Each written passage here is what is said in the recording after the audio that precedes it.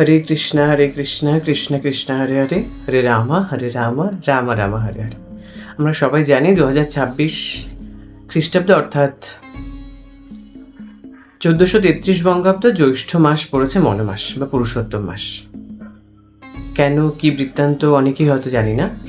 আমি কিছুটা সংগ্রহ করেছি তথ্য, আমি সেগুলো আজ আপনাদেরকে জানাবো। চলো আজ আমরা সেটাই শুনি। 2026 সালের বিরল অধিক জ্যৈষ্ঠ মাস। কেন এই জ্যৈষ্ঠ মাস দুইবার এলো?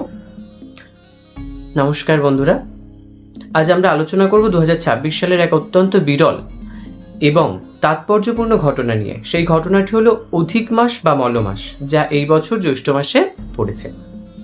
ফলে 2026 সালে জ্যৈষ্ঠ মাস একবার নয়, দুইবার পালিত হবে। অনেকেই প্রশ্ন করছেন কেন এমন হয়, এর পেছনে কি জ্যোতির্বৈজ্ঞানিক কারণ রয়েছে, শাস্ত্রের মাহাত্ম্যই বা কি, এবং এই সময় একজন ভক্তের কি করণীয়। তো সেগুলো আজ আমরা জানব। ধীরে ধীরে বিষয়টি আমরা জানার চেষ্টা করব। হিন্দু পঞ্জিকা মূলত চন্দ্র ও সূর্যের গতির উপর ভিত্তি করে তৈরি করা হয়, এটা আমরা জানি। আমরা এও জানি একটি সৌর বছর প্রায় 365 দিন, আর 12টি চন্দ্র মাস মিলে হয় প্রায় 354 দিন, অর্থাৎ প্রতি বছর প্রায় 11 দিনের একটি পার্থক্য থেকে যায়। যদি এই পার্থক্যকে ঠিক না করা হয় তবে ঋতু ও মাসের মধ্যে অসামঞ্জস্যতা দেখা যায়।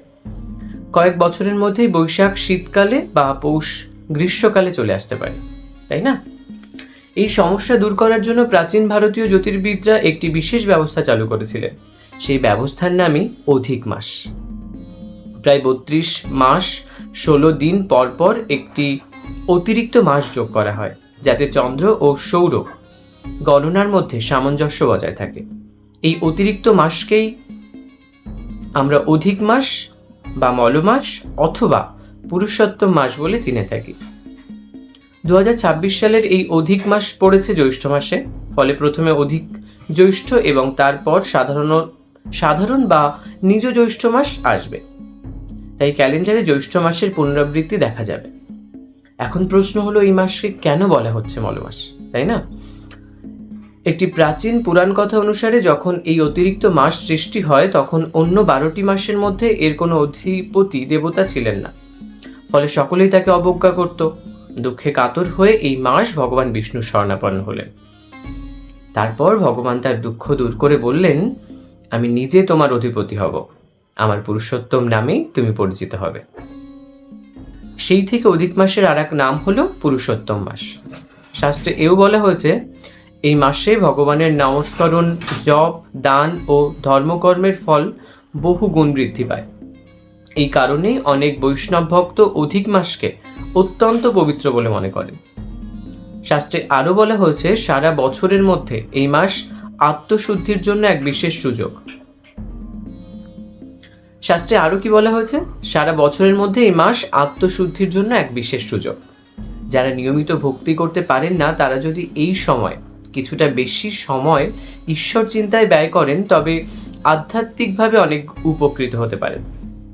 অধিক মাসে সাধারণত বিবাহ, গৃহপ্রবেশ, নতুন ব্যবসা শুরু বা অন্য কিছুর মাঙ্গলিক অনুষ্ঠান অনেক পঞ্জিকায় নিরুৎসাহিত করা হয়েছে, তাই না? তবে পুজো, জপ, দান, গীতাপাঠ, ভগবত শ্রবণ, হরিনাম সংকীর্তন এবং তীর্থস্মরণ অত্যন্ত শুভ বলে গণ্য করা হয়। ভগবান শ্রীকৃষ্ণ গীতায় বলেছেন, ভক্তি ভরে যে কোনো সমস্যায় সামান্য উপকারও তিনি গ্রহণ করেন। অধিক মাসে এই ভক্তির গুরুত্ব আরো বেশি বলে শাস্ত্রে উল্লেখ করা হয়েছে। এই মাসে অনেকেই প্রতিদিন গীতার একটি অধ্যায় পাঠ করেন।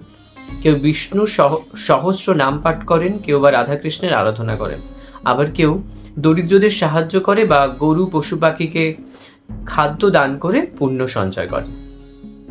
মনে রাখতে হবে, অধিক মাসের আসল উদ্দেশ্য কেবল আচার পালন নয়, নিজের মনকে শুদ্ধ করা, অহংকার, ক্রোধ, হিংসা ও লোভ থেকে দূরে সরে এসে ঈশ্বরের প্রতি ভক্তি বৃদ্ধি করাই এই মাসের প্রকৃত সাধনা।